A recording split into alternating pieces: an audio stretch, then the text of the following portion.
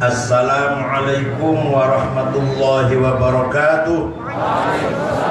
Bismillah, alhamdulillah, wassalatu wassalamu ala sayyidina wa maulana wa syafi'ina wa habibina Muhammad Rasulillah wa ala alihi wa sahbihi wa man tabi'a sunnatahu wa jama'atah min yaumina hadha ila yaumin nahdah. Yang saya hormati rekan-rekan pengurus Nahdlatul Ulama, Gus Aizuddin, salah satu ketua PBNU, ini juga cucunya Mbak Hashim, sepupunya Gus Dur, kemudian Bapak Robikin M.Has, juga salah satu ketua bidang hukum, dan yang paling berbobot Dr. Bina Suhendra, paling berat di PBNU ini, kelas berat. Saudara Imam Pituduh, Wakil Sekjen, dan Pak Andi Najmi SH, juga Wakil Sekjen di Potolan DPR, Pak Andi Najmi. Kiai Haji Sa'dullah, Doktor, ahli tafsir, misalnya seorang khatib PBNU,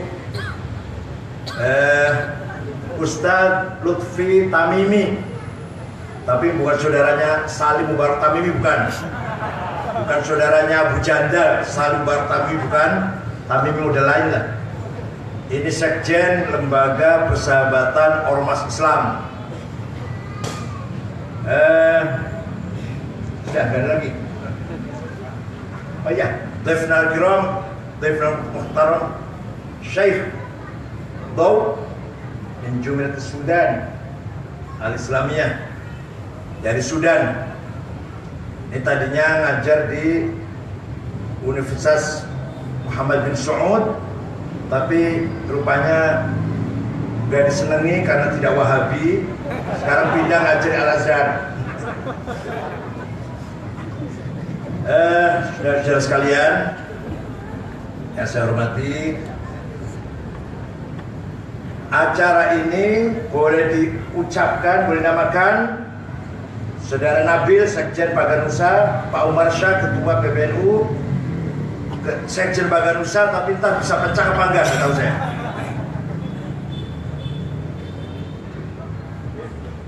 Acara ini boleh dinamakan Maulid, boleh Maulud. Kalau di Cirebon Mulut, kalau Betawi Maulid, ya gitu ya. Dua-duanya boleh. Kalau Maulid yang kita hormati harinya, hari di mana dilahirkan Nabi Muhammad SAW.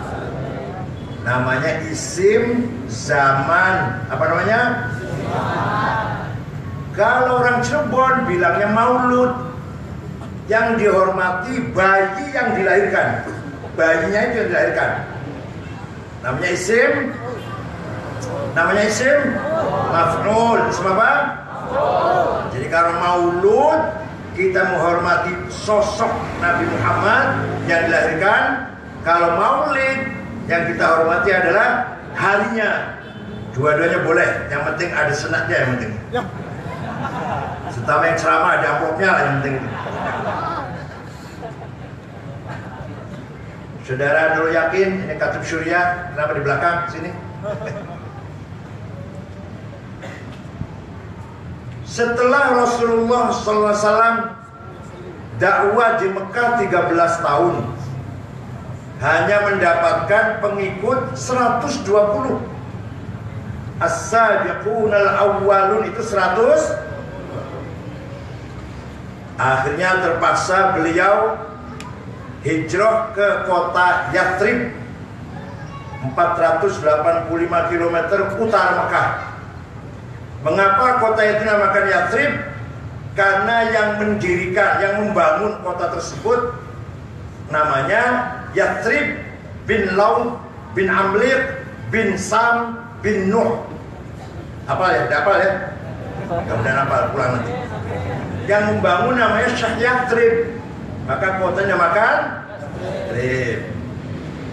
Rasulullah hijrah ke kota Yathrib mendapatkan masyarakat yang bineka, yang plural, yang majemuk, beragam.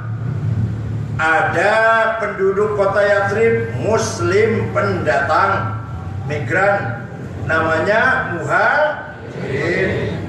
Diabadikan dalam Al-Quran, karakter akhlaknya Muhajirin adalah lil fuqara'il muhajirin alladzina ukhriju min diyarihim wa amwalihim yabtaghuna fadlan minallahi wa ridwana wa yansuruna Allah wa rasulahu ulaika humus shadiqun. Orang-orang yang hijrah meninggalkan rumah tempat tinggalnya, tanah kelahirannya, pindah ke kota Yathrib sampai menjadi miskin. Tadinya kaya, tinggal hartanya. Tadinya punya jabatan ketua RT lah, modin kawinkan orang lah, udah. Ditinggal jabatannya, pindah ke kota Yathrib. Apa yang dicari? Ya betahuna fadlam minallahi, mencari fadl dari Allah dan mencari ridho Allah. Itu aja dicari. Jadi hijrah dari tempat kelahirannya menuju kota Yathrib, yang tadinya kaya menjadi fuqara, yang tadinya punya jabatan menjadi tidak punya jabatan. Seperti saya dari Cirebon pindah ke sini, jadi fakir apa enggak ya? Atau Gus Ais dari Tubuireng pindah ke sini, jadi fakir apa jadi honi malah? Kalau Muhajirin enggak, hijrah kota Yathrib malah menjadi lil fuqara'il muhajirin alladzina wa amwali. Ada lagi penduduk kota Yathrib pribumi, dua suku, Aus dan Khazraj. Sifatnya kayak apa? Akhlaknya walladzina tabawwa'ud dar wal imana min qablihim yuhibbuna man hajar ilaihim wala yajiduna fi sudurihim hajatan mimma utu wa yu'thiruna ala anfusihim walau kana bihim khasasah wa man yuqa shuhha nafsihi fa ulaika humul muflihun. Orang-orang yang menyiapkan mental, menyiapkan tempat tinggal atau tempat tinggal apa? Fasilitas tabawwa'ud dar wal iman. Fasilitas disiapkan, iman juga disiapkan, mentalnya lah, sikap mentalnya menerima, menyambut kedatangan Muhajirin. Jadi Muhajirin datang ke Yathrib disambut oleh orang pribumi dengan apa? Rumahnya, fasilitasnya silakan. Saya punya rumah 4 kamar, ayo separuhan. Saya punya kebun 10 hektar, ayo separuhan. Saya punya onta 50, ayo separuhan. Nanti hitung-hitungannya belakangan dah, kamu itu separuhan aja dulu. Saya punya istri 4, ayo separuhan. Tenang. Betul. Yang nggak bawa istri, yang Muhajirin datangnya nggak bawa istri, udah saya kasih istri saya sampai segitu. Dan hatinya yuhibbuna man hajar ilaihim, mencintai Muhajirin, wala yajiduna fi sudurihim hajah, mencintai Muhajirin tanpa pamrih, tanpa tendensi apa-apa. Wa yu'thiruna ala anfusihim walau kana bikhassasah. Banyak sekali penduduk kota Yathrib Muslim mengalah, mendahulukan Muhajirin. Apa contohnya yang jelas? Yang jelas contohnya Rasulullah pendatang, tangan kanannya Sayyidina Abu Bakar pendatang, jawab pendatang. Tangan kirinya Menteri Pertahanan Menko Polhukam lah, merangkap Panglima Sayyidina Umar. Menteri Keuangan merangkap Menko Ekuin, merangkap Gubernur Bank Sayyidina Utsman. Menteri Pendidikan, Pemuda Olahraga, Perguruan Tinggi, Riset Sayyidina Ali. Orang pribuminya tidak apa-apa. Jadi misalkan orang Betawi, mana Betawi mana? Orang Betawi mana? Gak ada, ada. Orang Betawi kedatangan orang dari Jawa, monggo. Orang Jawa dulu lah yang orang Jawa. Gitu ya? Gitu orang Betawinya tuh. Ya, kepala mati. Oh iya. Kayak masih ya. Kepala madrasah aliyah berdatang dulu deh. Imam masjid berdatang dulu deh. Lurah berdatang aja dulu deh. Saya mah gampang orang sini, gitu ya. Nah, orang yang mempunyai karakter seperti ini diberi nama oleh Nabi Muhammad Ansor. Apa? Ansor. Makanya itu punya gerakan pemuda Ansor. Waktu Ansor zaman Gus Dur jadi presiden, ketika Gus Dur digoyang-goyang, Ansor Jawa Timur datang, pasukan berani mati. Surabaya, Pasuruan, Sidoarjo, di sini demo, pas di Bundaran HI hujan besar, lari semua. Lari ke Jalan Besali, PBNU itu kerokan semua gigi punggungnya. Ditanya, katanya berani mati. Memang saya berani mati, tapi nggak berani masuk angin. Ya udah. Enggak, Ansor tahun 2000, sekarang enggak. Udah bagus kan Ansor. Berani mati, berani masuk angin, berani apa lah sekarang. Berani lapar, dulu nggak berani lapar juga tuh. Namanya Ansor. Nah, jadi penduduk kota Yathrib itu Muslim pendatang, Muslim pribumi, dua suku Aus dan Khazraj. Ada pula penduduk kota Yathrib sudah lama banget, 3 suku Yahudi non-Muslim. Suku Qainuqa kebanyakan perajin emas permata, suku Quraidah kebanyakan petani, dan suku Nadir rata-rata pegawai, pekerja. Ini pelarian dari Sinai ketika Yahudi dipimpin Nabi Musa, Nabi Harun, Nabi Samuel, Daniel hijrah atau lari dari Mesir, tinggal di Sinai 40 tahun. Nabi Musa wafat, Nabi Harun wafat, Nabi-Nabi wafat 40 tahun di gurun Sinai. Yahudi bercerai-berai, kebanyakan larinya ke Eropa, tapi ada 3 suku yang ke kota Yathrib. Makanya kalau kita baca Quran, ya Bani Israel azkuru ni'mati allati an'amtu 'alaikum, wahai Bani Israel, ingatlah nikmat yang telah kuberikan kepada Bani Israel yang ada di Madinah itu. Ini guru tafsirnya paham nggak ya guru tafsirnya ini? Dikira Bani Israel semuanya apa? Yang di Madinah, yang jumpa Nabi Muhammad, keturunan dari Yahudi yang lari dari Sinai, 3 suku lari ke kota Yathrib. Masih ada orang musyrik sedikit, masih ada orang musyrik sedikit, masih ada. Nah, melihat penduduk Madinah, Yathrib dulu namanya, belum Madinah. Melihat penduduk kota Yathrib yang bineka, yang plural majmuk ini, Nabi Muhammad memutuskan begini keputusannya. Bismillahirrahmanirrahim. Hadza kitabu Muhammad. Al-muslimuna min Quraisy wal muslimuna min Yathrib wal Yahud wa man tabi'ahum wa lahiqa bihim wa jahada ma'ahum innahum ummatun wahidatun min dunin nas. Muslim pendatang, Muslim pribumi, dan non-Muslim Yahudi, asalkan satu visi misi, satu cita-cita, satu perjuangan, wajah ada ma'hum, satu nih prinsip perjuangannya, sesungguhnya semua itu adalah satu umat. Paham? Jadi Nabi Muhammad 15 abad yang lalu sudah mencoba dan berhasil membangun sebuah konstitusi modern. Sebelum ada Amerika, sebelum ada PBB, konstitusi yang bukan berdasarkan agama, bukan berdasarkan suku, bukan negara Islam, bukan negara Arab, tapi namanya negara Madinah. Apa namanya? Dari kata tamadun, madaninya. Dulu Pak Tarmiji Tahir kalau mengatakan madani itu salah, itu madaninya ya benar. Kalau madani itu salah. Tamadun. Apa artinya?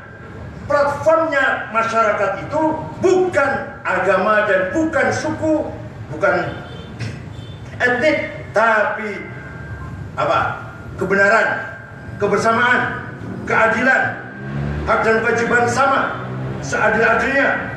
Yang benar dilindungi, yang salah dihukum, tidak pandang bulu agamanya apa, sukunya apa. Nah, setelah semua menerima, maka sistem seperti itu namanya tamadun. Maka kotanya yang tadinya nama Yathrib diganti namanya Alhamdulillah. Paham? Alhamdulillah. Saya kira nggak paham. Kalau ingin baca, kalau ingin tahu, baca Sirah Nabawiyah tulisan Imam Abdul Malik Ibn Hisham Al-Ansari, juz 2 halaman 219 sampai 221. Ada itu. Inilah terkenal dengan Wathiqah Madinah. Apa namanya? Yang kata Sayyidina Ali, lembaran tulisan yang paling asli setelah Al-Quran, yang paling sahih setelah Al-Quran adalah Wathiqah Madinah, kata Sayyidina Ali. Jadi sahihnya itu luar biasa, sahihnya setelah Al-Quran. Itu Piagam Madinah namanya. Nah, ini yang harus kita kembangkan. Monggo Pak Maman Iman Haq, anggota DPR PKB, calon gubernur Jawa Barat. Amin. Inilah yang diterima oleh para kiai-kiai ketika Muktamar di Banjarmasin tahun 36. Pada yang hari pakai sarung semua, pakai bakyak, nanti bakyak, sandal dari kayu, bajunya koko, pakai kopiah semua, kampungan desa kelihatannya itu. Tapi ternyata ada filosofinya. Bakyak itu singkatan dari al-baqa wal yakin. Disingkat apa? Bakyak. Artinya orang selalu bersama Allah. Jadi orang pakai bakyak itu orang selalu ingat pada Allah. Yang sepatu Benny nggak jelas ngapain, nggak jelas. Kemudian pakai sarung, asalnya syar'an, menjalankan syariat Islam. Orang Banyumas, Purwokerto, Cilacap, Purbalingga, Bombong, Banjarnegara nggak bisa ngomong syar'an, syar'an. Kalau panggil saya Kiai Sangit ngakil, nggak mau masingun ngalim.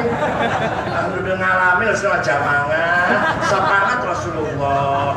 Ada nggak dari Banyumas? Apa dari Banyumas mana?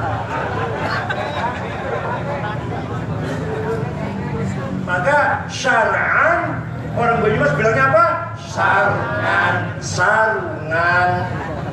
Nah, bajunya koko. Itu asal dari Al-Quran. Walibasut taqwa dzalika khair. Sebaik-baik pakaian adalah baju takwanya, takwa kepada Allah. Yang paling bagus pakaian itu, yang harus kita pakai adalah ketakwaan kita kepada Allah. Orang Jawa nyebut takwa itu sulit, kokoh. Ya udah gak apa-apa lah. Yang penting maksudnya sama. Nah, kepala ini walaupun pinter, cerdas, ilmunya banyak, jangan ditonjolkan, jangan dipamerkan, tapi disembunyikan. Sembunyi bahasa Arabnya khufya. Orang Jawa nggak bisa ngomong khufya, kopya. Jadi kalau ada orang kayak kopya seperti saya ini, artinya tidak sombong orang gitu.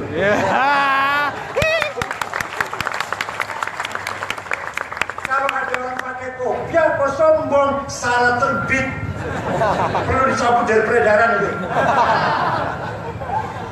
Pakai kopya kok sombong. Orang pakai kopya itu harus tawadhu, tidak sombong, menutupi kebesarannya, khufya. Nah, keputusan Muktamar Banjarmasin tahun 36, kiai-kiai desa kumpul itu, apa keputusannya? Kami Nahdlatul Ulama menghendaki memilih sistem negara Indonesia ini Darussalam. Apa namanya? Bukan Darul Islam. Negara yang damai, negara yang semua komponen bangsa, lintas suku, lintas agama, lintas budaya, saudara semua. Ummatun wahidah min dunin nas. Satu umat. Seperti waktu Rasulullah membangun kota Madinah. Satu umat. Pendatang, pribumi, non-muslim, asalkan satu cita-cita, satu agenda, satu visi misi, satu umat. Begitu pula kiai-kiai NU di Banjarmasin ketika itu memutuskan semua ini adalah satu umat, saudara sebangsa di tanah air. Ada saudara sesama Islam, ada saudara sesama umat manusia. Ukhuwah Islamiyah, ukhuwah watoniyah, dan ukhuwah insaniyah. Kalau saya watoniyah dulu. Kalau saya tanah air dulu, baru bicara Islam. Coba tanah air kita merdekakan, kita perkuat, baru di atas tanah air kita dibangun masjid, madrasah, pesantren, majelis taklim, kantor PBNU. Ayo, jadi tanah air dulu, bukan Islam dulu. Nah, kalau Islam dulu mau bangunan di mana? Di atas angin gitu. Ini di atas tanah dong. Kalau tanah air kita nggak aman, bisa berjuang Islam. Bisa kumpul gini 2000 orang di malam-malam di Afghanistan, nggak ada ini. Di Irak nggak ada ini. Kan tanahnya nggak stabil, apa namanya, konflik. Kalau kita, menurut saya, mohon maaf, saya pribadi, kalau Kiai Mbah Hashim Islamiyah dulu, kalau saya watoniyah dulu, baru Islamiyah. Man laisa lahu arad, laisa lahu tarikh, wa man laisa lahu tarikh, laisa lahu dzakirah. Barang siapa tidak punya tanah air, tidak punya sejarah. Barang siapa tidak punya sejarah, jadi dilupakan. Kenapa Quran masih mengangkat sejarah Fir'aun, Namrud, padahal orang jelek kan? Karena Fir'aun punya tanah air, karena Namrud punya tanah air. Paham? Mengapa Rasulullah pindah ke Madinah? Ingin membangun tanah air. Dari Madinah itulah disebarkan dakwah Islam kemana-mana. Harus punya pijakan tanah air dulu. Maka Rasulullah pindah ke kota Madinah. Gak mungkin dibengkak. Tanah air kuat, Madinahnya kuat, stabil, solid, baru dakwah kemana-mana. Gitu kan? Mengapa kita masih menceritakan Majapahit, Pajajaran, Sriwijaya, Singosari, apalagi? Demak, Cirebon, Banten. Kenapa? Karena semua itu adalah punya tanah. Kalau nggak punya tanah air, nggak ada orang ingat. Seperti suku Kurdi. Suku Kurdi ini suku yang nggak punya tanah air sekarang ini. Sebagian besar masuk Turki, sebagian besar masuk Iran, sebagian kecil ikut Suriah, sebagian kecil ikut Iran. Padahal suku Kurdi itu semuanya Syafi'i, tarekatnya Naqsyabandiyah semua. Tapi nggak punya tanah air, hampir hilang nanti. Hilang ceritanya itu. Paling-paling tinggal yang ada ceritanya Syekh Sulaiman Kurdi yang punya kitab Tahrir. Kemudian Syekh Ahmad Bahak Naqsyabansyah, pendiri tarekat Naqsyabandiyah. Jadi kita rela tidak kalau Indonesia nanti tinggal ceritanya, rela enggak? Tidak. Dulu ada negara namanya Indonesia. Zaman Mbah saya, Mbah. Mau gitu mau? Begitu pula dulu konon katanya ada ormas namanya NU. Mau gitu? Tidak. Nanti cucu kita tinggal cerita, kakek saya dulu ketua NU. Konon katanya ceritanya ada namanya NU. Dulu lah be. Mau gitu? Oleh karena itu, mari kita jaga Indonesia ini dan kita jaga Nahdlatul Ulama ini. Gitu ya? Jangan sampai kita hanya menjadi cerita nanti kayak Fir'aun diceritakan dalam Al-Quran, kayak dongeng Majapahit, cerita Demak, cerita Sriwijaya, Pajajaran. Kan tinggal cerita. Dulu ada kerajaan Demak, dulu ada Pangeran Jayakarta, dulu ada Raja siapa? Raja Abdul Fattah, Tenggono, Adipat Yunus, gitu kan? Mau kita menjadi cerita nantinya. Dulu ada negara Indonesia, waktu itu ada ormas, namanya Nahdlatul Ulama. Nih fotonya nih, kakek saya jadi pengurus NU nih. Oh gitu bang. Oleh karena itu, mari kita jaga keutuhan NKRI dan kita jaga keselamatan Nahdlatul. Membutuhkan otak yang cerdas. Memelihara Indonesia dan memelihara ahli sunnah wal jamaah butuh otak cerdas. Kenapa? Karena selalu menjaga tawassut, menjaga sikap yang modern, butuh otak itu. Kalau ke ekstrim kanan gampang, nggak usah pinter, nggak usah pinter. Asal pakai gamis, jenggotnya panjang, kepalanya botak, jidatnya hitam, gamisnya setengah kaki, Allahu Akbar, kanan. Butuh pinter nggak? Butuh pinter nggak? Nah, yang ekstrim kiri, tinggal ngomong saja, sholat nggak wajib, sholat tidak wajib, terserah mau sholat mau enggak, jangan diwajibkan, jangan perintah orang semua sholat, melanggar HAM nanti. Kiri itu, butuh pinter nggak? Butuh pinter nggak? Tapi menjaga tawassut, sikap yang modern inilah yang membutuhkan kecerdasan yang luar biasa. Bagaimana kita bersikap? Islam dijadikan agama kita, tapi nasionalisme juga prinsip yang kita perjuangkan. Itu membutuhkan kecerdasan. Quran dan hadis kita junjung tinggi, akalnya ulama, kolektif namanya ijma, konsensus, akalnya ulama, sporadis namanya qiyas. Kira-kira menjadi tengah itu bagaimana? Yaitu Imam Syafi'i berhasil dengan kecerdasannya melahirkan ilmu usul fikih yang nanti melahirkan ilmu fikih. Imam Asy'ari dengan kecerdasannya menggabungkan Quran, hadis dan akal melahirkan sifat 20. Sifat 20 itu hasil istihadnya Imam Asy'ari.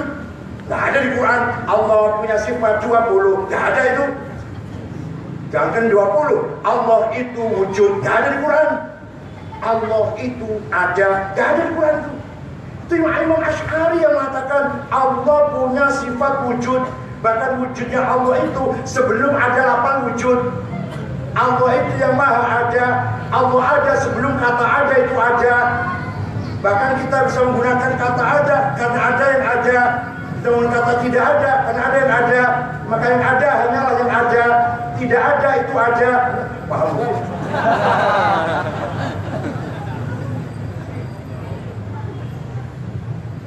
Pronon, domir, kata ganti. Aku, kamu, dia, ana, anta, huwa. Silakan dipakai, silakan. Aku Said, aku Abu Bakar, aku Toto, aku Sulaiman, aku Solitin, aku Dewi, aku Tuti, aku Maryam. Mati semua nanti orang itu. Tinggal aku satu yang tidak mati. La ilaha illa ana. Tiada Tuhan kecuali aku. Artinya la wujuda illa ana. Tidak ada yang ada kecuali aku. Artinya la ana illa ana. Tidak ada aku kecuali Anda. Silakan kita gunakan aku. Silakan, ayo. Kalau mau pegang tasbih nggak apa-apa. Aku. Berhenti sendiri, nggak usah berhentikan. Ayo kan gue percaya malam ini ayo. Aku. Pakai tasbih. Berhenti sendiri, nggak usah diberhentikan. Mau berapa tahun? Mau 200 tahun? Wah, cucunya sudah berundal terus. Gak mati-mati kakek, Masya Allah. Sudah bosan manggil tukang pijet, sudah bosan nuntut ke kamar mandi, sudah bosan manggil dokter. Gak ngomong gitu sih enggak, tapi hati yakin kayak gitu. Ayo, yang punya kakek sudah tua, yang harus dituntun. Hatinya gitu nggak hatinya? Ngomong sih enggak, tuh nggak mati-mati kakek itu, gitu ya. Makanya orang jangan tua-tua, 70, 75, gitu ya. Siap-siap 70, dah maksimal sudah. Dan begitu pula engkau Ahmad, engkau Toto, engkau Sukardi, engkau Solihin, engkau Jumadi, engkau Madrais, engkau Dulkifli, engkau Maryam, engkau Zainab, engkau Fatimah, mati semua. Tinggal engkau satu yang gak mati. La ilaha illa anta subhanaka inni kuntu minadh dhalimin. Artinya la wujuda illa anta. Tidak ada yang ada kecuali engkau. Artinya la anta illa anta.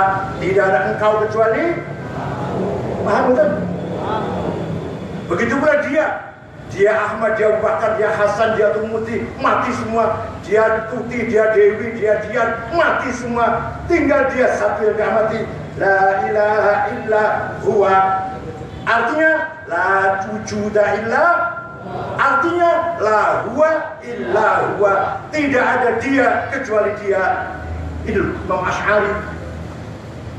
Nah, kalau Imam Asy'ari, sifat Tuhan yang paling penting, walaupun tidak ada di Quran, yang ada cuma Sami'un, Basirun, Qadirun, Alimun, Hayyun. Tapi yang sebelum itu semua Nomor satu sifat Allah yang paling adalah sifat apa?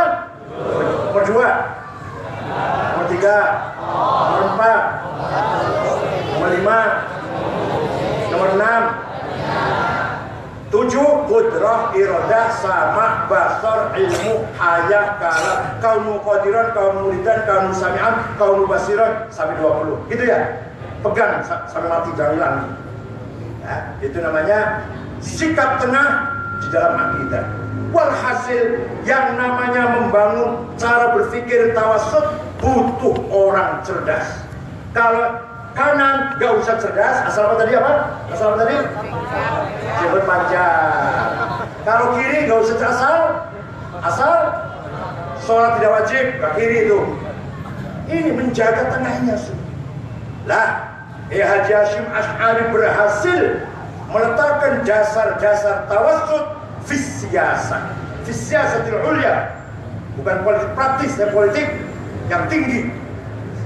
Nah, Hashim Asy'ari punya pendapat Islam saja belum bisa menyatukan umat, nasionalisme saja, nasionalis yang kering nantinya, gak beragama. Dua-duanya harus disatukan, Islam nasionalis, nasionalis Islam. Luar biasa. Sampai punya jargon hubbul waton minal, itu dari Hashim Asy'ari itu. Percaya pada saya di Arab 13 tahun setengah, tidak ada kiai mengatakan hubbul waton di Arab, hanya Hashim Asy'ari. Iya. Tidak ada orang Arab mengatakan hubbul waton iman. Ulama besar ya, ulama besar, Said Qutb, Muhammad Qutb, Asmawi, Zaid Muhaddis, Tirmizani, Utaibi, Said Hawa, Sukordawi, Hasan Turabi, Said Sabiq, Muhammad Ghazali. Gak ada dia yang mengatakan hubbul waton iman, hanya Hashim Asy'ari. Yang nasionalis bukan ulama. Yang nasionalis bukan ulama. Hafidz Asad, Abdul Qasim, Said Mu'allim, Abdul Al-Khaddam, Surya, Hasan Bakar, Saddam Hussein, Taurin Aziz, Ibrahim Hamudi, Toha Yasir Ramadan, Irak, Mesirnya, Saud Zadul, Muhammad Najib, Jamal Nasir, Anwar Sadat, Husni Mubarak, Zakaria Muhyiddin, Mesir, Abdul Salam Jalud, Muhammad Gaddafi, Libya, Habibur Ghaibat, Zainal Abidin bin Ali, Tunis. Gak ada ulama. Nasionalis bukan ulama, yang ulama tidak nasionalis. Di Indonesia, Hadratus Syekh Haji Hashim Asy'ari, ulama nasionalis, nasionalis ulama. Sampai dikira orang yang gak ngerti, dikira hadis. Nabi bersabda, mencintai tanah air bagian dari iman. Ini yang ngomong gini ini SAG, keluar perguruan tinggi Islam swasta, masuk sore, seminggu 2 kali, cuma dan Sabtu, dosennya sering sakit, dia sering bolos. Udah pas kali, pas ya. Bayar 15 juta di wisuda. Sempurna.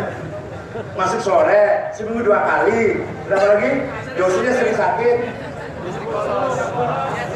dia sering bolos. Pas ya, pas sudah sempurna ya. Itu SAG model gitu yang mengatakan Nabi bersabda hubbul waton iman, bukan Nabi SAG. Nah, sampai Kiai Wahab diperintah bikin mars tadi, yang tadi kita nyanyikan. Ya waton, wahai saudaraku sebangsa tanah air, mencintai tanah air bagian dari iman. Bangkit, jangan kalah. Barang siap Indonesia kebanggaan kita semua. Barang siapa datang ke sini untuk menjajah, pasti mati berdarah-darah. Ya rahimah. Saya kurang pas dengan terjemahnya ini. Nanti bikin teman-teman terjemah lagi lah. Apa tadi? Binasa dalam dulimu. Gimana? Di bawah duli. Ya rahimah, mati berdarah-darah. Tanya gitu ya, nanti cari bahasa lainnya. Kalau nggak begitu ya cabut di bawah dulimu itu apa ini? Ini terjemahan baru-baru saja. Dulu kayak apa pakainya bahasa Arab. Ada yang tanya, katanya cinta tanah air. Oh, maksudnya bahasa Arab, nggak bahasa Indonesia. Saya jawab, supaya Belanda tidak paham. Kalau pakai bahasa Indonesia misalkan, wah bangsa tanah air bangkitlah, lawanlah penjajah. Gimana? Ditangkap di wahab. Tapi bahasa Arab, supaya Jepang tidak. Ada yang tanya gitu, kelewat banget. Cerita Arab, bahasa Arab Marsnya. Nggak tahu dia. Belanda nggak paham. Kalau bahasa Indonesia nanti paham dia. Paham betul? Dulu kiai-kiai kalau merasa di Belanda, baca Barzanji dulu. Al-jannatu wa na'imu wa sa'dun liman yusalli wa sallim bariku alaih. Dikira cuma doa-doa bersama. Padahal isinya pertemuan itu bagaimana membuat strategi taktis melawan Belanda. Dibuka dengan tahlilan dulu. Belanda nggak curiga kalau tahlilan aja. Malah hasil yang tahlil sakti tahlil.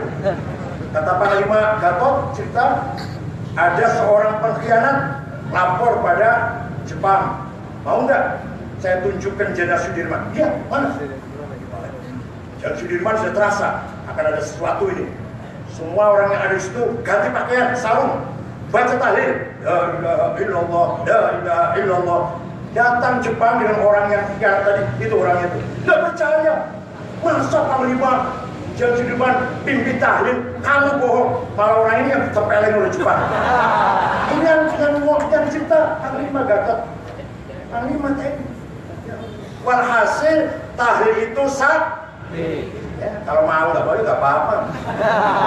Si tahlil silakan, nggak apa-apa. Ada orang ngomong sama saya, waktu ayah saya mati nggak saya tahlil. Kenapa? Saya nggak percaya itu doa Allahumma firlahu warhamhu nyampe ke orang mati. Oh gitu. Ya udah kalau gitu saya doakan mudah-mudahan bapak kamu Allahumma la'anhu wa'adzibuhu wadkhilhun nar. Moga-moga bapak kamu dilaknat Allah, dikebuki malaikat, masuk neraka. Jangan marah, nggak sampai. Doakan nggak sampai, jangan marah. Jangan marah, ini nggak sampai, doa nggak sampai kok. Ayo sekarang jawab. Mudah-mudahan orang tidak percaya tahlil, almarhum bapak-bapaknya masuk neraka. Yang rame amin dong. Gak nyampe bagi mereka, gak nyampe, gak apa-apa. Mudah-mudahan mereka tidak percaya tahlil, masuk neraka. Mereka gak akan malu, gak nyampe. Mudah-mudahan dikebuki malaikat. Mudah-mudahan. Gak marah, dia gak marah, gak ngomong, gak nyampe. Ad-du'a laisa indahu. Wa wasfa'il fa'lil majid. Enak. Nad'u alaih. Makmur wasfa'il. Ini. Jadi Nahdlatul Ulama sudah benar.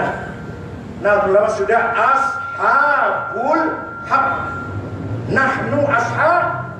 Ayo bagaimana? Nahnu ashabul haq. Al-haqqud dini wal haqqus siyasi. Al-haqqud dini wal haqqus siyasi. NU pemegang kebenaran. Baik kebenaran cara beragama maupun cara berpolitik. Yang lain salah semua, begitu aja. Yang lain nggak begitu benar. Nah,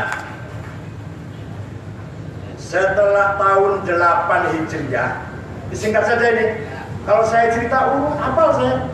Cerita sejarah Muhammad dari semula lahir sampai dipelihara Siti Halimah sampai dapat Isra Mi'raj terus dapat wahyu, hafal saya. Tapi nggak singkat. Dikira nggak hafal?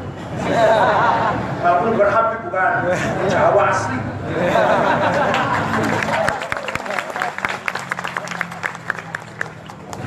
Tahun 8 Hijriah, ceritanya Rasulullah menuju Mekah dengan membawa pasukan besar. Nah, tahun 8 tuh. Tahun 6 Hijriah banyak orang masuk Islam. Tahun 6 Hijriah banyak orang masuk Islam. Raja-raja masuk Islam banyak. Tahun 8 berangkat kota Mekah, pasukan banyak masuk kota Mekah. Nabi mengatakan, barang siapa berlindung ke Masjidil Haram aman. Barang siapa berlindung ke rumahnya tokoh Quraisy Abu Sufyan aman. Barang siapa mengunci dirinya di dalam rumah aman. Saya maafkan semua. Ya Allah. Yang dulunya menghina, bahkan caci maki, apalagi sampai menyakiti para sahabat, saya maafkan semua. Ada yang gak percaya, 16 orang lari. Kata Nabi, jemput itu, saya jamin gak akan kita apa-apakan. Di antara lari adalah Ikrimah bin Abu Jahal bin Abi Jahal yang lari itu ketakutan, bapaknya fenomenal sudah kebangetan bapaknya itu lari sini saya maafkan. Dan nanti Ikrimah masuk Islam dan akan menjadi pemimpin perang ketika melawan siapa? Nabi palsu, siapa namanya? Musailamah al-Kadzdzab itu di kota Yamamah. Itu yang memimpin adalah Ikrimah bin Abi Jahal, pemimpin komandan perangnya. Walhasil orang Mekah semua dimaafkan. Mereka berbondong-bondong jumpa Nabi Muhammad dengan mengatakan bi abi wa ummi antal karim ibnil karim ibnil karim. Demi ayah ibuku, engkau orang mulia, putra seorang ayah yang mulia, cucu dari seorang kakek yang mulia. Begitu Nabi memberikan amnesti, turun ayat Quran, fabima rahmatin minallahi lintalahum walau kunta faddan ghalidhal qalbi lam faddu min hawlik fa'fu anhum wastaghfir lahum wasyawirhum fil amr fa idza azamta fatawakkal 'ala Allah innallaha yuhibbul mutawakkilin. Allah. Dulu saya jualan Quran di Kabupaten Cirebon tahun 65. Hadiahnya buku di bawah bendera revolusi. Wow, luar biasa. Dengan sarung. Berangkat ke Cirebon dari Palimanan, naik kereta api. Kereta api apa namanya? Kereta api truk-truk. Kamu berasap itu. Itu baru sampai ke Cirebon 18 kilo itu. Dah. Karena kamu santun Muhammad, karena kamu pemaaf Muhammad, karena kamu ramah Muhammad, maka mereka berbondong-bondong masuk Islam. Seandainya kamu galak, kamu congkak, kamu sweeping sana kemari, dan faddu min haulik, orang Mekah akan lari meninggalkan kamu kalau kamu galak. Tapi karena kamu rahmatin bima lintalahum, kamu pemaaf, santun, ramah, mereka berbondong-bondong masuk Islam. Semua orang Mekah masuk Islam. Semua orang Mekah masuk Islam karena hanya sebab akhlaknya Rasulullah SAW. Seandainya kamu sombong, congkak, petantang-petenteng, itu nggak berapa apa ya bahasa Betawinya apa namanya itu? Berlaku dan faddu min haulik, pasti orang akan meninggalkan kamu Muhammad. Fa'fu anhum, maafkanlah mereka Muhammad. Wastaghfir lahum, mintakan istighfar kepada Allah untuk mereka Muhammad. Wasyawirhum fil amr, ajaklah mereka berunding, bermusyawarah, menatap masa depan yang lebih baik. Luar biasa itu. Nabi Muhammad memaafkan, mendoakan, dan menghargai mereka diajak musyawarah. Jadi anggota DPR semuanya, DPR, utusan golongan daerah. Waktu itu masih ada utusan golongan waktu itu, utusan daerah. Coba, luar biasa nggak? Seandainya congkak orang nggak mau masuk Islam. Coba Wali Songo hanya 550 tahun, 1945 sampai 1950, Majapahit, Pajajaran, Sriwijaya hilang semua tanpa peperangan. Ya Allah. Orang Hindu kan ada kasta ya, Brahma, Satria, Sudra, Varya. Kitab suci Hindu hanya boleh dibaca oleh Brahma dan Satria. Orang kecil nggak boleh ikut baca. Islam datang, semua orang Islam harus baca Quran. Abdullah, Ahmad, Zulkifli, Madrai, Sukarti malah baca Islam, baca Quran semua. Orang Hindu, orang kecil, Sudra dan Varya tidak boleh menggunakan kata insun. Insun raja itu. Kalau itu apa? Hamba, kaulo, budak, bahasa Indonesia. Hamba, kaulo, sampean dalam, apa sampean dalam artinya? Berarti katanya, sampean dalam. Debu yang ada di kakimu artinya. Sampean dalam. Gak boleh ngomong insun. Ulama walis-walis sama datang. Nawaitul wudu, nawaitu niat sopo? Ingsun. Usolli, niat sholat sopo? Ingsun. Ya Allah, orang kecil merasa dihargai. Baru kali ini saya mengucapkan ingsun. Sejak lahir gak pernah ngomong ingsun. Baru ini setelah masuk Islam. Nawaitul wudu'a, niat sopo? Ingsun. Usolli, niat sholat sopo? Ingsun. masuk Islam semua. Nah, ceritanya berapa menit lagi? Raja Majapahit yang terakhir namanya Brawijaya V, istrinya 600. Gak apa-apa raja gak apa-apa. Kalau Pak Maman gak boleh, anggota DPR gak boleh. Raja, kiai boleh.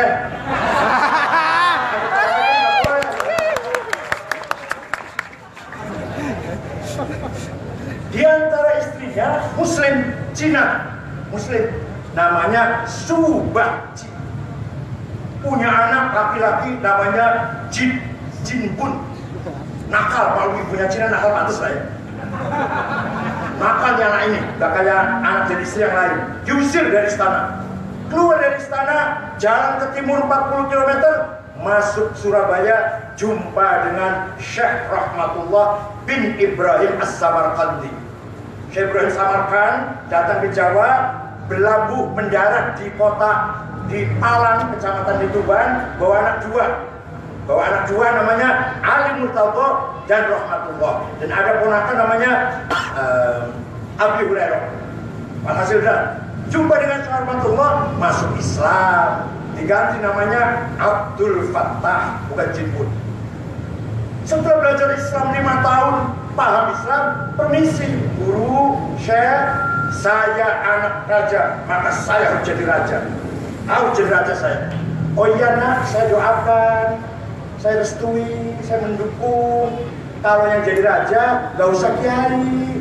Kalau kiai jadi berupaya politik, sebelum dibohongi lawan, dibohong kawanan diri sendiri dulu. Jadi kamu saja berpolitik, gak usah. Kalau saya kiai tua, kalau berpolitik dibohongi oleh teman-teman dulu sebelum lawan, kawan dulu yang bohong saya. Nah, saya kiai saja lah, khitoh saja lah kiai. Kamu aja berpolitik.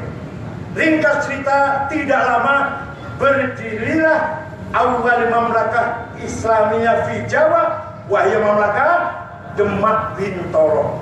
Pertama kali kerajaan Islam berdiri di Jawa, Demak Bintoro, rajanya Abdul Fattah alias Jinbun, putra Brawijaya V. Melihat anaknya jadi raja Islam, kaget bapaknya. SMS ke anak satu. Prabu Sriwijaya Aryadila di Fukang, Fukang Palembang. Fukang artinya pelabuhan besar, ini bahasa Cina ini. Nah, saudaramu jadi raja Islam, bagaimana kamu? SMS-nya di reply, dibalas, SMS juga. Apa sudah ada WA? Di WA juga, WA. Yang terhormat, yang mulia ayahanda, mohon maaf, saya sendiri sudah lama masuk Islam. Nama saya sekarang bukan Aryadillah, tapi Fatahillah. Bapaknya kaget. Lama-lama orang Jawa, masyarakat, rakyat ikut Demak. Kalau ikut Demak, santri disebutnya. Santri apa? Jujur, tepat janji, apalagi tidak pernah bohong. Santri dulu tapi kalau santri sekarang modelnya sama setiap hari bohong. Pinjam uang ngomongnya 1 minggu 2 tahun baru bayar.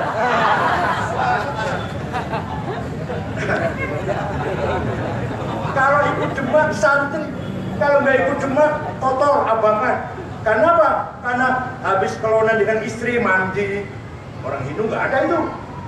Tiap hari cuci muka, tangan, kaki minimal 5 kali. Ya Allah, bersih, santri, akhlaknya baik, budi-budinya luhur, tawadu, tepat janji, nggak pernah bohong, nggak pernah nipu.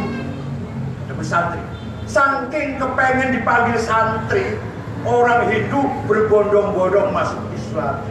Rakyatnya masuk Islam, Raja Brawijaya sendirian, akhirnya terpaksa masuk.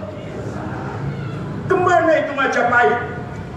Dengan masuk Islamnya Brawijaya V, hilanglah Imperium Majapahit yang pernah gagah perkasa ketika Raja Hayam Wurupati Gajah Mada, hilang tanpa diperangi, tanpa dibom, tanpa diteror, hilang KPDW, hilang sirno kertaning bumi.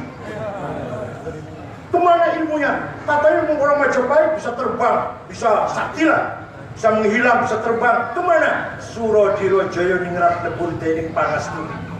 Kehebatan orang Jawa kalah oleh doanya santri. Santri dulu tapi kalau kalau sampai sekarang doain Nukur Lapindo Drobos karena doanya pakai proposal.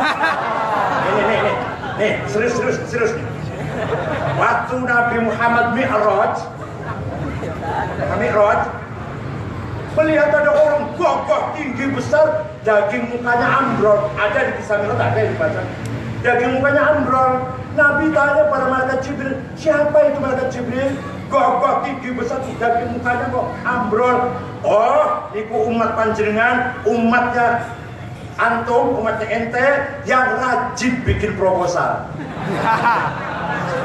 Tuh suka minta-minta kerjaannya, rajin minta-minta. Maka bangun dari kuburan, daging mukanya ambrol karena nggak punya malu. Kira-kira itu ya.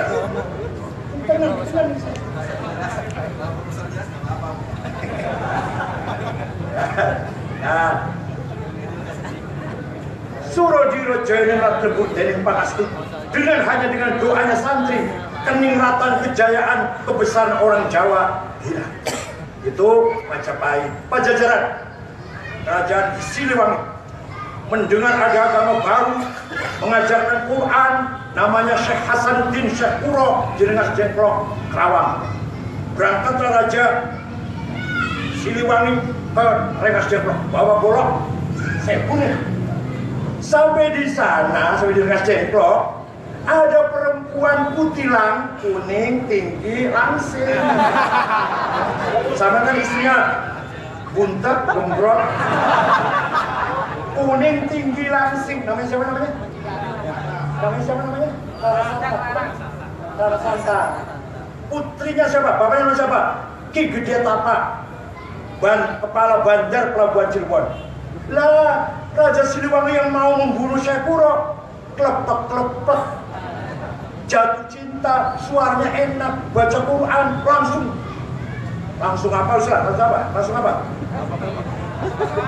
Langsung syahwat, belum.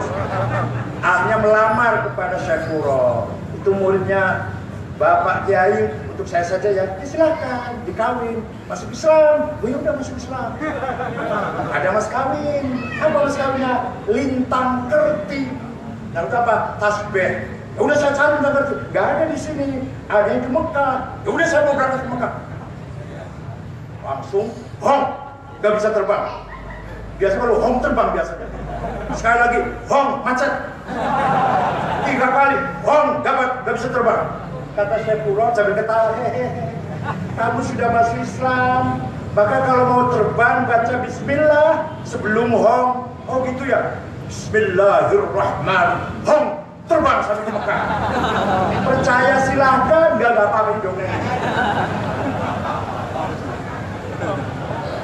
Sebentar datang dari Jeddah bawa tasbih, langsung dinikah. Nanti akan punya putra Prabu Kian Santang. Siapa lagi? Pokoknya Subang Keranjang, Warang Sungsang. Nanti 3 pejuang-pejuang Islam di Cirebon. Luar biasa. Islam semua Pajajaran. Hilang kerajaan Pajajaran. Kecuali suku Batu di Malimping, di bawah pimpinan Patih Pucukumun, gak mau Islam. Tapi gak akan ganggu Islam. Tetap mereka agamanya agama Karuhunan, Sunda Wiwitan. Nah, gak mau isi gak apa-apa, tapi yang lain masuk Islam semua. Kerajaan Pajajaran sampai hilang. Terus Sunan Gunung Jati udah beda cara berjuangnya, tanpa kekerasan. Sunan Gunung Jati berangkat Banten, Islam semua, dikasih tadi itulah. Dari Banten ke timur berapa? 200 kilo ya? Apa 150 kilo? Masuk daerah masih angker didemit perkayangan Tuyul, Banaspati, Kuntilanak isinya. Nama daerahnya Rawa Angke, Rawa Buaya, Rawa Badak, hutan panjang, hutan kayu, kebun sirih, kebun rambutan, duren, mangga, gitulah. Rawa, kebun, hutan. Angker tuh, isinya didemit perkayangan Tuyul, Banaspati, Gendruwo, babi ngepet. Oleh Sunan Gunung Jati dibangun, kemudian Islam semua diganti namanya Jayakarta. Jadi ngasih nama Jakarta ini Syekh Syarif Hidayatullah, orang Cirebon.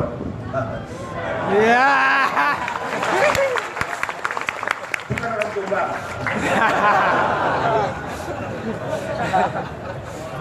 Dari Jakarta jalan lagi 250 km masuk kota Cirebon, berhadapan dengan Ki Kuwu Sangkan. Apa caranya, gimana berhadapannya? Jampi-jampinya Ki Kuwu Sangkan dimacetkan. Biasa kalau jampi, wow, bisa terbang, bisa menghilang, macet. Kalau pakai baju Antakusuma kelihatan jadi macan, macet. Pasti ada yang rusak ilmu saya. Cari. Perintah pada Hansip lah, pada Satpol PP. Ketangkep, bawa ke pendopo. Oh, kamu rupanya yang mengganggu ilmu saya. Sekarang tebak, anak saya lagi hamil, laki atau perempuan? Keluar anaknya perempuan, perutnya besar. Dilihat oleh Sunan Gunung Jati, perempuan. Goblok, ini nggak hamil nggak apa ya goblok, cuma labui kamu aja, muji kamu pintar apa enggak. Dia sudah pergi keluar. Sunan Gunung Jati keluar, diusir. Anak perempuannya Ki Kuwu Sangkan masuk kamar, mau melepas bokor. Apa bokor itu? Bokor ya? Baskom lah, baskom. Hamil betulan. Percaya silakan, gak apa-apa. Dan melahirkan anak perempuan. Walhasil ceritanya Jawa Barat masuk Islam semua hanya dengan ilmu kesaktiannya Sunan Gunung Jati. Contoh, kalau kamu mau dimarahi komandan, baca supaya jangan marah, tapi bismillah. Jadi doanya orang Cirebon dimacetkan, kecuali kalau bismillah. Artinya apa? Masuk Islam. Artinya pakai bismillah, cas pulang lagi. Bismillahirrahmanirrahim. Kalau mau dimarahi komandan, dimarahi dan amil, bismillahirrahmanirrahim. Gajah warak macan galak anak-anak gelap itu tekau di tekan gemeter sekabe, bukan sengit paringku tekau las kasih kabe, bukan kung ngomongku la ilaha illallah Muhammadur Rasulullah. Gajah, badak, harimau lahir di bibir saya. Yang orang benci saya ketakutan, yang mendengar suara saya jadi sayang. Mereka mau dimarahi dan ramil, dan lalu malah ngecek ketawa nanti. Mau makan apa? Padang ke warteg. Jadi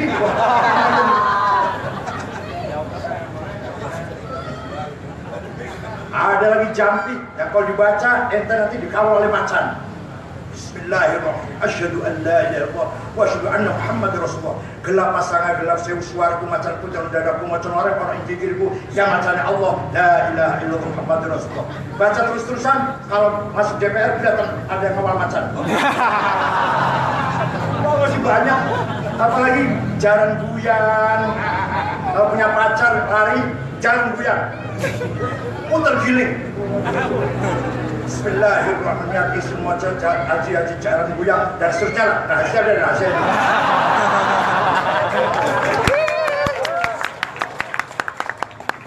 Lagi turutannya, lalu lagi tangin, dodoka, melayua.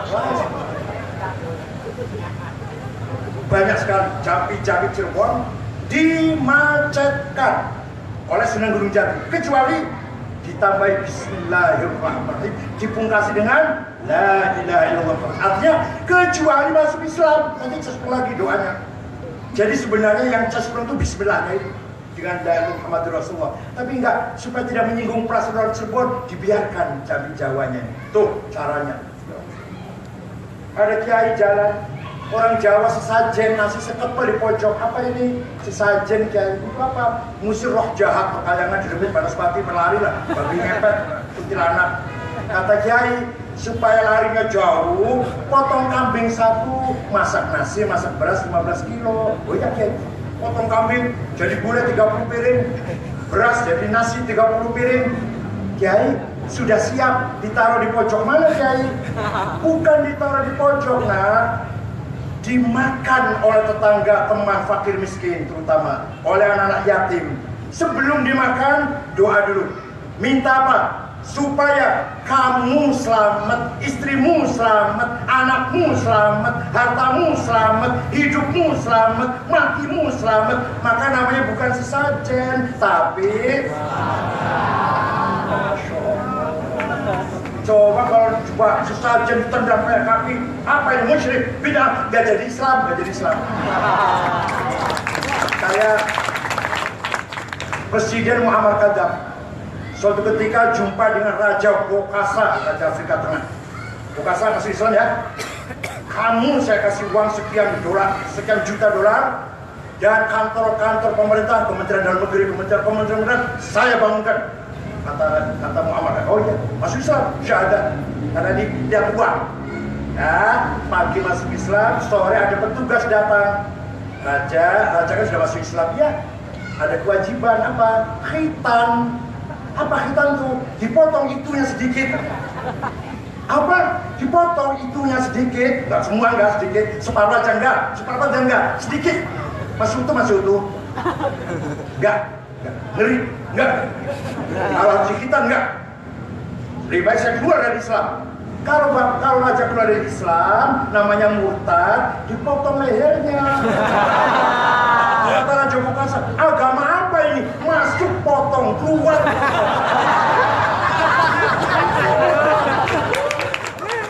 Kalau ada orang masuk Islam, Cina bisa masuk Islam.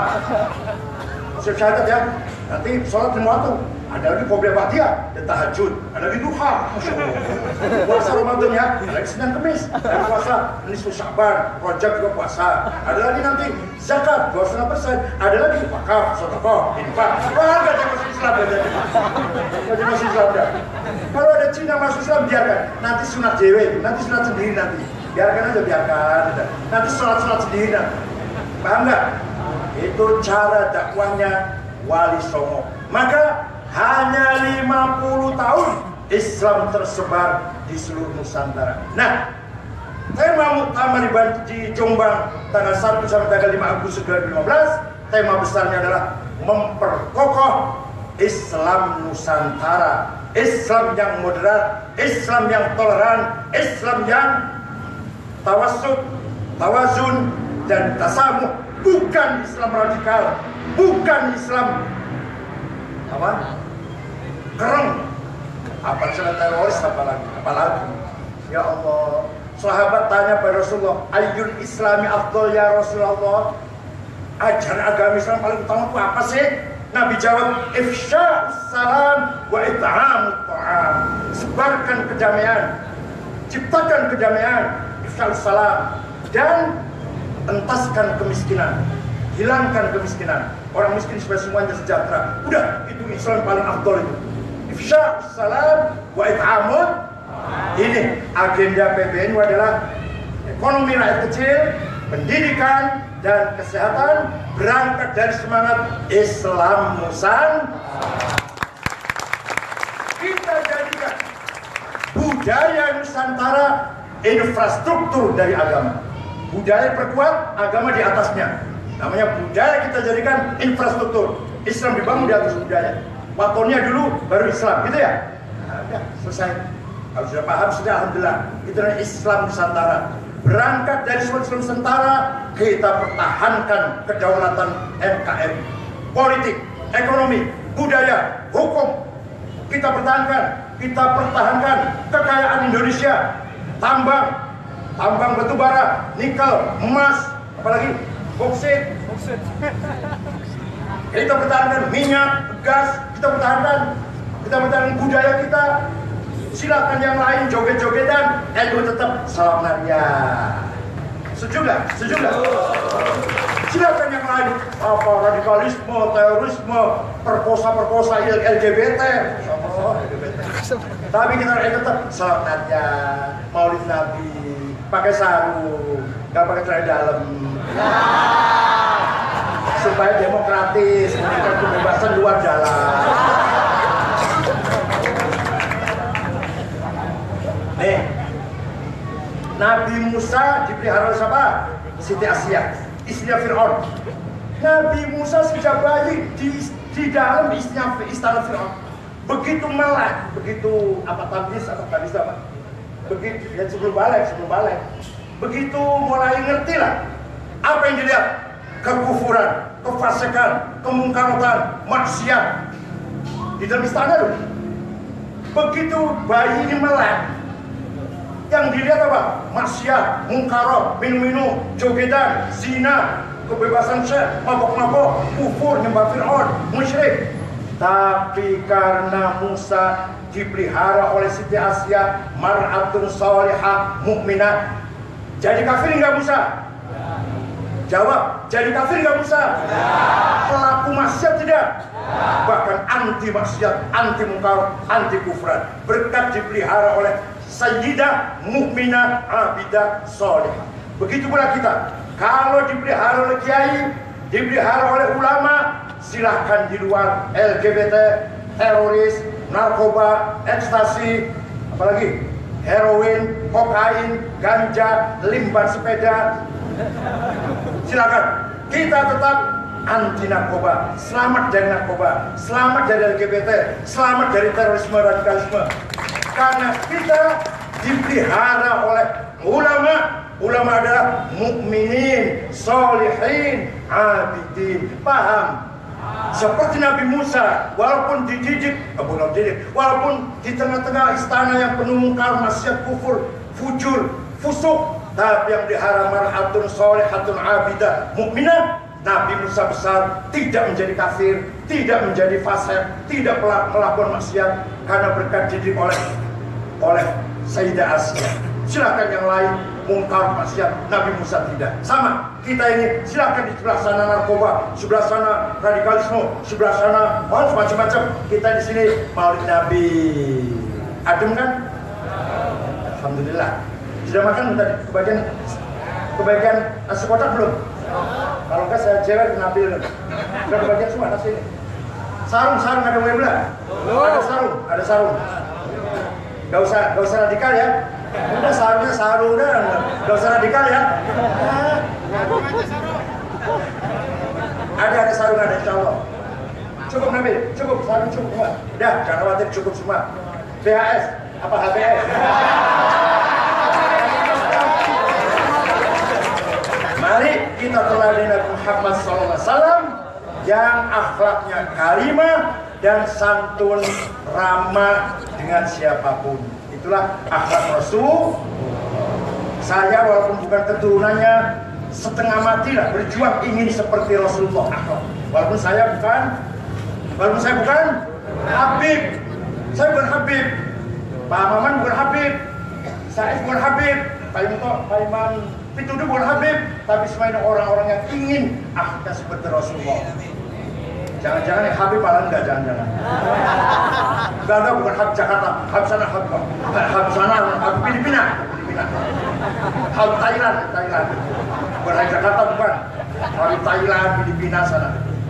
Syukran wa dumtum fil khairi wal barakati wan najah. Wallahul muwaffiq ila aqwamit thoriq. Wassalamualaikum warahmatullahi wabarakatuh. Terima kasih hadirin berbahagia. Di dalam acara ini pula ada santunan